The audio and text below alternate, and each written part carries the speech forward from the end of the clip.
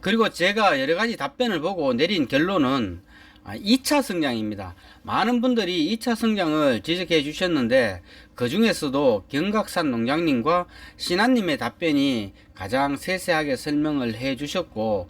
안녕하세요, 이현농부입니다. 오늘도 문제의 마늘밭에 왔습니다. 지금 마늘을 수확하고 있는 것 같이 보이는데요, 수확이라기보다는 지금 뽑아서 버리고 있습니다. 지난 영상에 머리를 풀어놓은 듯한 현상이 생기는 제가 마늘을 보여드리고, 이렇게 된 원인을 제가 유튜브로 공유를 해 보았는데요, 많은 분들이 참여해 주시고 걱정해 주셔서 덕분에 제가 원인은 찾은 것 같습니다. 답변 주시고 염려해 주신 분들에게 감사를 드립니다. 병명도 이제 알고 발병 원인도 알았으니 처방전을 공개해 보겠습니다. 당장의 처방은 뽑아내는 겁니다. 이렇게 많은 양을 중간에 뽑아내니까 많이 아깝긴 하지만 수확 때까지 그대로 놔둔다고 해도 상품성이 없어 지금이라도 뽑아서 남아있는 마늘에게 양분과 공간 확보를 해주는 게 나을 것 같아서 뽑아내는 걸로 결정을 했습니다. 그러면 문제 마늘의 병명과 원인을 짚어보겠습니다. 많은 댓글 중에서 여러 가지가 지적되었는데 그 내용을 보면은 첫 번째 질소질 과다이고요, 두 번째는 기비 과다, 세 번째는 벌마늘이다, 네 번째는 저온 창고에 보관한 마늘이다, 그러니까 냉을 먹은 마늘이다 이고요, 다섯 번째는 제초제에 의한 피해다. 이렇게 5가지 정도의 답변이 왔는데 저의 경우에 맞추어서 정리를 해보면은 첫 번째 질소질 과다는 약간의 관계가 있습니다. 저는 한 10% 미만이라고 생각을 하고요. 두 번째 기비 과다도 약간의 관계가 있습니다. 이것도 10% 미만으로 봅니다.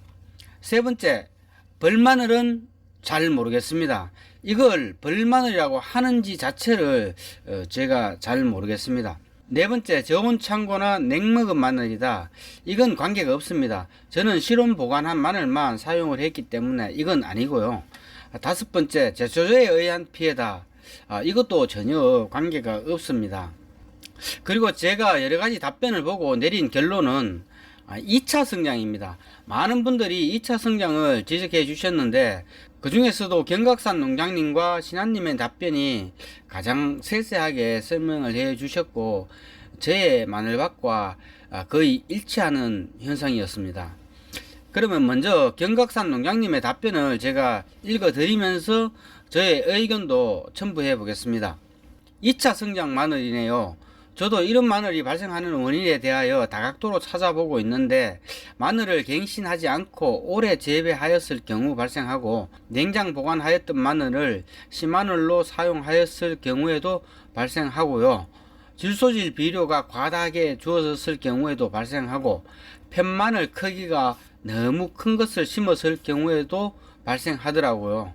무엇보다도 중요한 것은 추비 줄 때 마늘 잎 사이로 비료가 들어가면 이런 현상이 아주 많이 발생하고 옆면 시비할 때도 마늘대와 잎 사이에 액이 고여 있으면 발생할 확률이 높더라고요. 그래서 저는 원래부터는 완화성 복합 비료를 초기 심기 전에 미끄럼으로 넣어 주었고요, 추비는 거의 주지 않는 수준으로 1회로 약하게 2월 말경에 주었고 주고 나서도 마늘 잎 사이에 떨어진 비료를 하나하나 손으로 털어주기도 하였어요.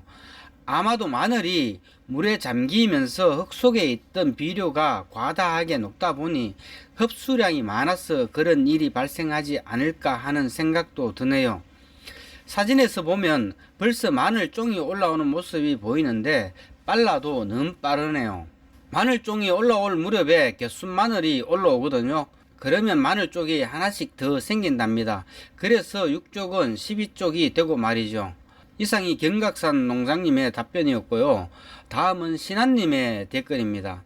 2차 성장입니다. 쪽 분화 이후 각 인편마다 삭이 올라와서 머리 풀어놓은 것 같이 나타납니다. 원인은 미끄럼 사용 시 질소 과다인데 지난 겨울이 예년보다 포근한 편이어서 부직포 안에서 계속 성장한 것으로 판단됩니다. 이렇게 두 분의 답변을 제가 판단을 해보면은요, 첫 번째는 너무 일찍 심었다고요. 제가 9월, 15월 경년에 홍산 마늘을 심었으니까 너무 일찍 심어서 2차 성장의 가능성이 있습니다. 두 번째, 질서질 과다 및 기비 과다. 이 문제는 제가 작년에는 퇴비를 넣지 않았습니다. 재작년에 퇴비를 많이 넣어서 유기질은 충분하다고 생각을 해서 퇴비는 하나도 넣지 않았고요. 그리고 비료도 정량 이상으로 넣지도 않았습니다. 그러나 비료 과다의 원인이 있는 걸로 저는 판단되는데요.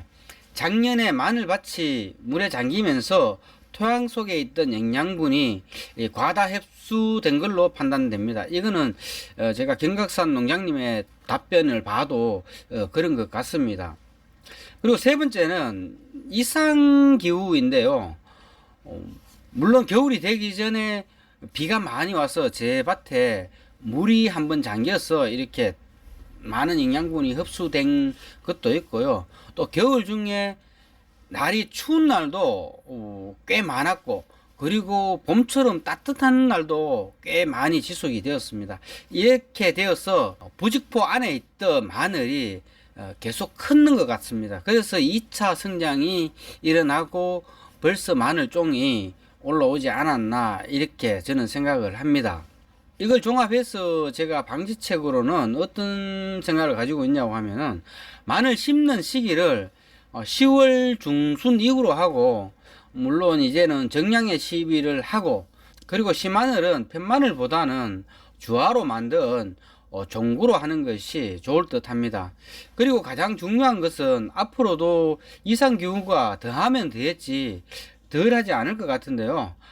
많은 비에 철저히 준비를 하고 고랑에 물이 고이지 않도록 하는 게 좋을 것 같습니다. 이러나 저러나 농사는 사실 어렵습니다.